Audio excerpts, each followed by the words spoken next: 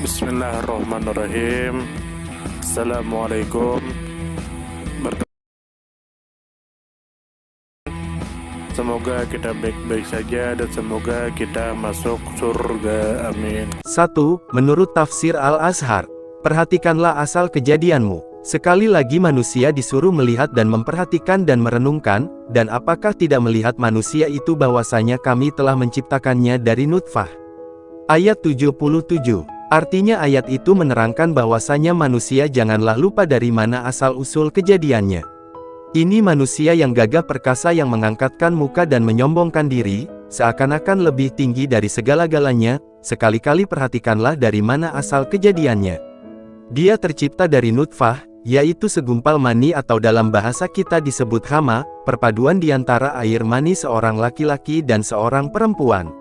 Pada ayat 2 dari surah 76 Al-Insan disebutkan amsyajin, yaitu telah bercampur menjadi satu. Seandainya, kalau manusia ingat pula bagaimana akhir kesudahan dirinya sesudah mati, dia pun akan lebih faham lagi siapa dirinya. Dimulai dari nutfah, segumpal mani, diakhiri dengan tanah, sehingga satu kuburan yang tua digali, yang bertemu adalah pecahan tulang-tulang yang telah berserak-serak. Tubuh yang dahulu tidak lagi ada. Tetapi ujung ayat mengatakan, tiba-tiba dia menjadi penantang yang nyata, ujung ayat 77. Begitulah sebab manusia tidak tahu atau lupa asal-usul dirinya dan bagaimana hubungannya dengan Tuhan. Dia menjadi penantang Tuhan, padahal asal-usulnya hanya dari nutfah, kalau tidak atas kehendak Allah, apalah artinya mani yang tertumpah. Di antara orang yang sombong dan lupa asal kejadiannya itu lalu menantang Tuhan ialah seorang pemuka kaum musyrikin Quraisy yang bernama Ubay bin Khalaf. Menurut keterangan dari Mujahid, Ikrimah, Urwah bin Zubair, Qatadah dan As-Sudi pada suatu hari Ubay datang ke hadapan Nabi membawa sebuah tulang yang telah lapuk berlumuran debu dan tanah, dihembuskannya debu itu dan digosoknya tanah itu lalu dia bawa ke hadapan Rasulullah seraya berkata, "Hai Muhammad, benarkah engkau pernah mengatakan bahwa tulang yang telah lapuk seperti ini akan dihidupkan kembali oleh Allah dan dibangkitkan dari kubur?" Disinilah asal mula turunnya ayat 78 yang artinya, "Dan dia membuat perumpamaan tentang kami, padahal dia lupa tentang kejadiannya dengan mereka. Mereka memandang tidak mungkin Allah mengembalikan tulang yang telah hancur atau telah rapuh menjadi hidup.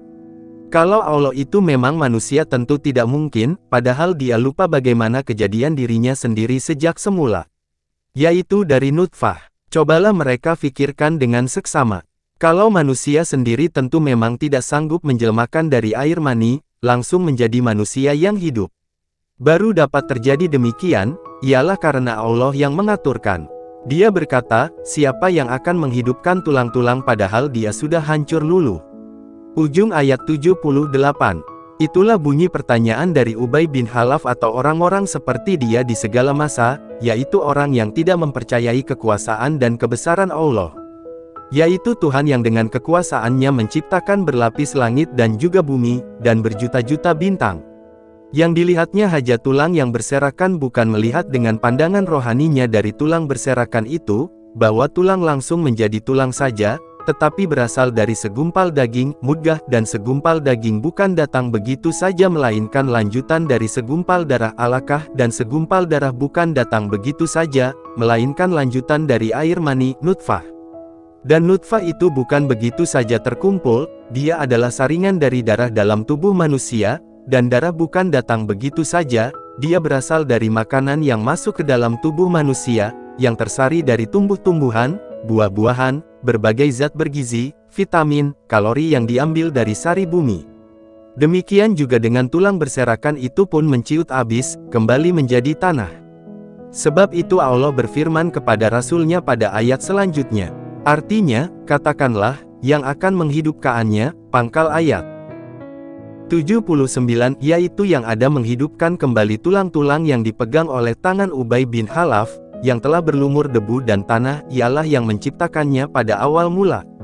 Yaitu Allah Ta'ala itu sendiri, yang di dalam tangannya terpegang seluruh kekuasaannya, dan dia terhadap sekalian-sekalian makhluk adalah Maha Tahu, ujung ayat 79.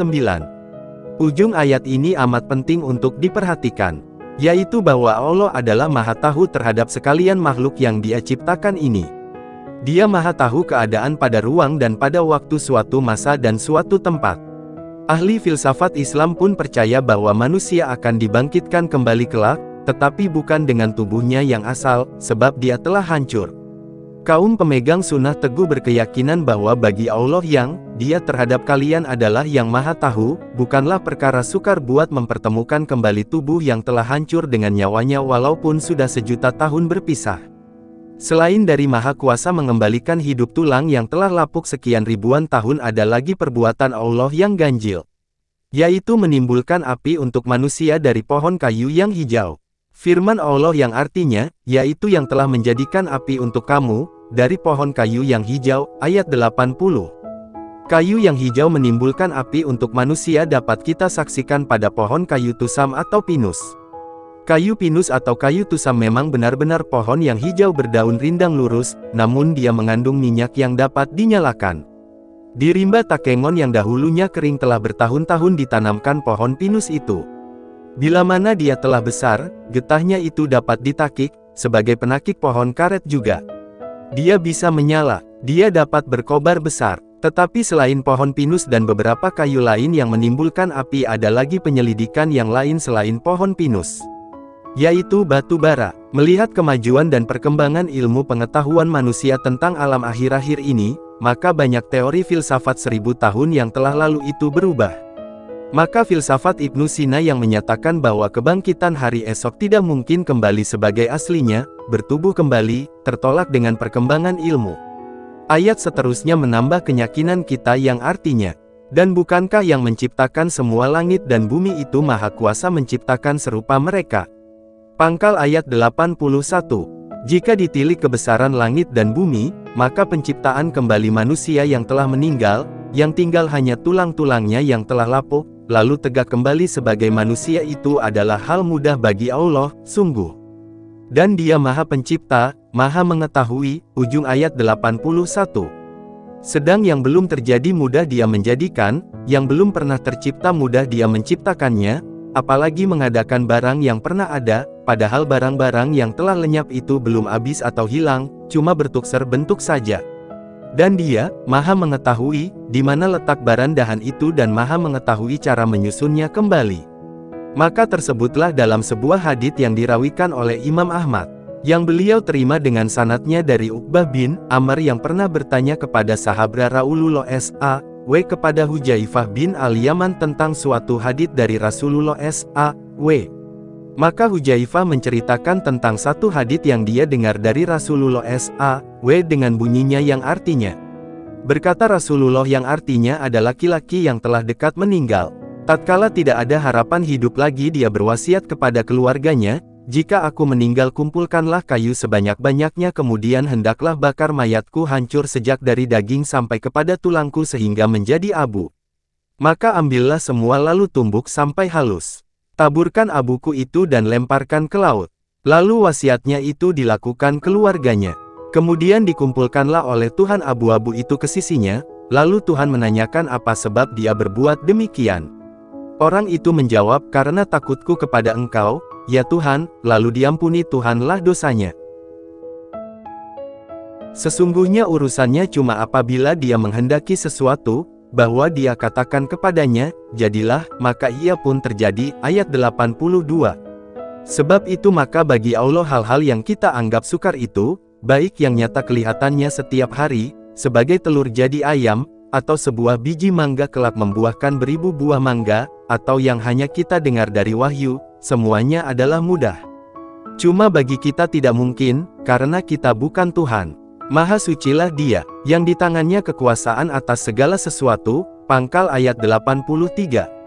Maka dengan segala kerendahan hati kita tunduk kepadanya dan percaya akan kekuasaannya yang tidak terbatas, dan kepadanya lah kamu semua akan dikembalikan, ujung ayat 83.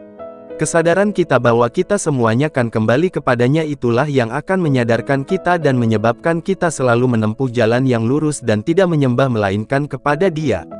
Amin. 2. Menurut tafsir Al-Misbah ayat 78. Dan ia membuat perumpamaan bagi kami, dan dia lupa kepada kejadiannya, ia berkata, siapakah yang dapat menghidupkan tulang belulang, yang telah hancur luluh? 79. Katakanlah, ia akan dihidupkan oleh Tuhan yang menciptakannya kali yang pertama. Dan dia maha mengetahui tentang segala makhluk. Ayat di atas memberi salah satu contoh dari sikap menentang serta ucapan dan bantahan pendurhaka itu. Yakni ia menolak mempercayai adanya hari kebangkitan dan ia membuat bagi kami, Penciptanya yang maha kuasa, suatu perumpamaan yang cukup aneh dan tak masuk akal yang menyangkut kekuasaan dan kodrat kami untuk menghidupkan yang mati. Ia menyampaikan perumpamaan itu, sedang ia melupakan akan asal kejadian dirinya sendiri.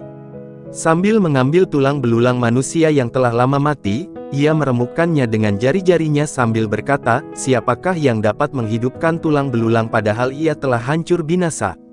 Allah SWT memerintahkan Nabi Muhammad menjawab, "Katakanlah kepada yang berucap itu dan kepada siapapun semacamnya bahwa ia yakni tulang belulang ini dan selainnya akan dihidupkan kembali kedua kalinya oleh Allah SWT, yang menciptakannya dari tiada lalu menghidupkannya pertama kali.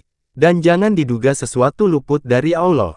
Dia mengetahui segala ciptaan, oleh karena itu, Dia pasti dapat mengumpulkan kembali walau tulang belulang ini telah terpisah-pisah dan terpencar-pencar atau bercampur dengan apapun."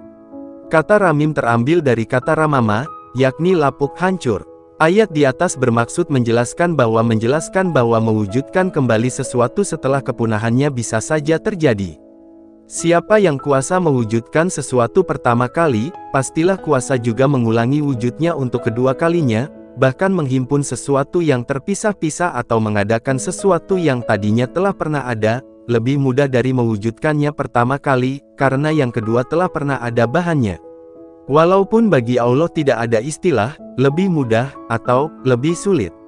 Ayat 80, yaitu Tuhan yang menjadikan untukmu api dari kayu yang hijau, maka tiba-tiba kamu nyalakan api dari kayu itu. Ayat ini memberi argumentasi lain menyangkut kuasa Allah membangkitkan siapa yang telah mati. Kalau ayat yang lalu membuktikan kekuasaannya menciptakan sesuatu dari bahannya yang telah pernah ada, ayat di atas mengangkat contoh tentang kekuasaannya menciptakan sesuatu dari bahan yang bersubstansi berlawanan dengan substansi bahan ciptaan itu.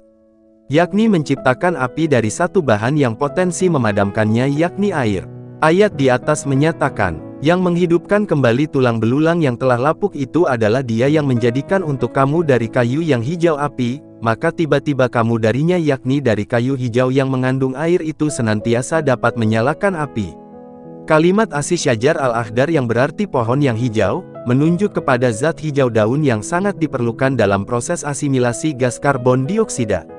Istilah yang digunakan Al-Quran ini, lebih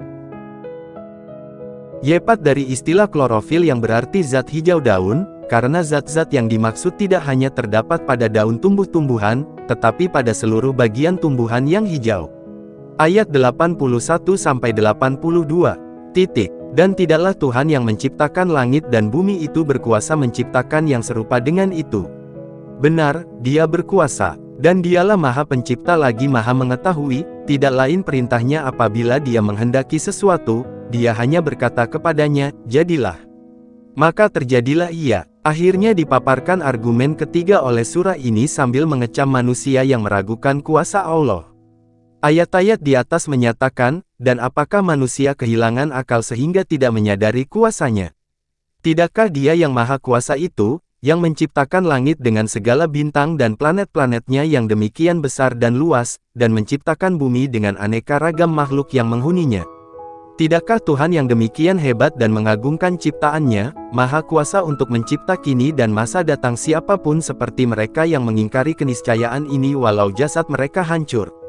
Tanpa menunggu jawaban dari mereka yang ingkar, ayat ini menjawab sebagaimana jawaban orang-orang mukmin bahwa, ya, pasti Allah maha kuasa untuk itu, apalagi Dia adalah maha pencipta lagi maha mengetahui.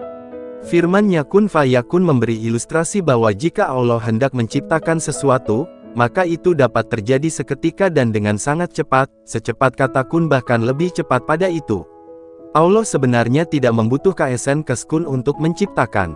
Ayat di atas bermaksud memberi ilustrasi tentang kuasanya dan tiadanya kebutuhannya kepada sesuatu apapun. Atas dasar itu pula jangan menduga bahwa semua ciptaannya tercipta dengan sangat cepat, tidak. Semua ciptaannya tercipta dalam waktu yang Dia kehendaki, ada yang seketika. Ada juga yang berproses lama, tergantung dari kehendaknya yang penuh dengan hikmah dan kebijaksanaan. Alam raya diciptakannya dalam 6 hari. Ayat 83, maka Maha Suci Allah yang dalam genggaman tangannya kerajaan segala sesuatu dan hanya kepadanya kamu akan kembali. Surah Yasin ditutup dengan menggarisbawahi hubungan antar semua ciptaan Allah dari yang terbesar hingga yang terkecil, yang merupakan hubungan ketundukan dan kepemilikan. Nah, jika demikian itu halnya, maka Maha Suci Allah dari segala kekurangan dan keburukan, termasuk Maha Suci Dia dari segala sikap dan ucapan buruk kaum musyrikin. Maha Suci Allah yang dalam genggaman tangannya yakni kekuasaannya kerajaan segala sesuatu dan hanya kepadanya kamu semua akan kembali, untuk diberi balasan dan ganjaran atas usaha-usaha kamu dalam kehidupan dunia ini. Kata malakut asalnya dari kata yang berarti kepemilikannya, dipahami dalam arti kekuasaan dan kepemilikan yang amat kukuh lagi sempurna. 3. Menurut tafsir Ibnu Katsir, kebanyakan manusia menjadi penantang karena dia lupa kepada kejadiannya dan kekuasaan Allah untuk membangkitkan manusia pada hari kiamat. Maka dia Allah berfirman yang artinya, dan dia membuat perumpamaan bagi kami, dan dia lupa kepada kejadiannya, ia berkata, siapakah yang dapat menghidupkan tulang belulang yang sudah hancur luluh? Yaitu, ia menganggap mustahil dikembalikan jasad-jasad dan tulang-tulang yang telah hancur luluh ini oleh Allah yang memiliki kekuasaan besar yang telah menciptakan langit dan bumi, dan dia melupakan dirinya sendiri. Untuk itu Allah berfirman yang artinya, katakanlah, ia akan dihidupkan oleh Rabb yang menciptakannya kali yang pertama, dan dia maha mengetahui tentang segala makhluk, yaitu, maha mengetahui tulang-tulang di seluruh pelosok dan sudut bumi, kemana hilangnya dan di mana hancur luluhnya. Dan firman Allah yang artinya, yaitu Rabb yang menjadikan untukmu dari api dari kayu yang hijau, maka tiba-tiba kamu nyalakan api dari kayu itu, yaitu, Rabb memulai penciptaan pohon dari air, sehingga kayu menjadi hijau indah, berbuah dan berbunga, kemudian dia mengulanginya hingga menjadi kayu-kayu yang kering untuk menyalakan api. Seperti itu pula dia melakukan apa saja yang dikehendaki garis bawahnya dan maha kuasa atas apa saja yang dikehendakinya, tidak ada satupun yang sanggup mencegahnya. Dan firman Allah yang artinya, dan tidaklah Tuhan yang menciptakan langit dan bumi itu berkuasa menciptakan yang serupa dengan itu. Benar, dia berkuasa, dan dialah maha pencipta lagi maha mengetahui. Tidak lain perintahnya apabila dia menghendaki sesuatu, dia hanya berkata kepadanya, jadilah. Maka terjadilah ia. Imam Ahmad meriwayatkan bahwa Abu Dzar berkata, bahwa Rasulullah bersabda, sesungguhnya Allah Ta'ala berfirman, hai hamba-hambaku, seluruh kalian berdosa kecuali orang yang aku beri ampunan, maka, minta ampunlah kalian kepadaku, niscaya aku mengampuni kalian, seluruh kalian fakir kecuali orang yang aku cukupi, sesungguhnya aku maha pemurah, apapun yang diinginkan hamba ada padaku, dan aku sangat murah hati, aku melakukan apa yang aku kehendaki, pemberianku dapat terrealisasi, hanya sebuah perkataan dan siksaku juga hanya dengan sebuah perkataan, jika aku menghendaki sesuatu, aku hanya mengatakan, jadilah, maka ia pun jadi. Dan firman Allah yang artinya, maka Maha Suci Allah yang dalam genggaman tangannya kerajaan segala sesuatu dan hanya kepadanya kamu akan kembali. Ini merupakan pensucian, pembersihan dan pembebasan bagi Rabb yang maha hidup lagi maha berdiri sendiri yang di tangannya kekuasaan langit dan bumi dari segala keburukan. Dan hanya kepadanya kembali segala urusan. Hanya haknya menciptakan dan memerintahkan dan hanya kepadanya dikembalikan seluruh hamba, lalu, dia membalas setiap pelaku sesuai dengan amalnya, dia maha adil, maha pemberi nikmat lagi maha pemberi karunia. Terima kasih banyak. Mohon maaf jika ada salah. Semoga kita masuk surga. Semoga kita semua disehatkan badan, dilancarkan rezeki, dikabulkan segala hajat. Terima kasih banyak. Sampai bertemu di pertemuan selanjutnya. Salam damai. Terima kasih, semoga kita baik-baik saja, mohon maaf. Terima kasih, semoga kita baik-baik saja, mohon maaf.